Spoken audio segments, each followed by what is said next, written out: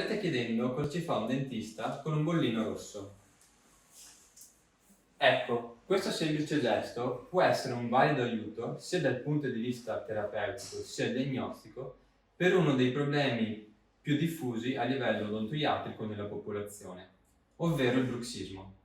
Il bruxismo è una parafunzione dei muscoli masticatori che determina il serramento o il digrignamento dentale, ma agisce al di sotto del livello della coscienza.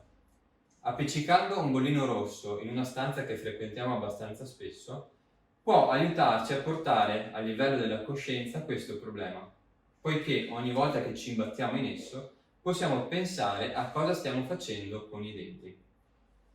È anche uno strumento terapeutico perché ogni volta che grazie ad esso ci rendiamo conto di serrare o di digrignare, possiamo andare a rilassare la muscolatura, riducendo il problema durante l'arco della giornata.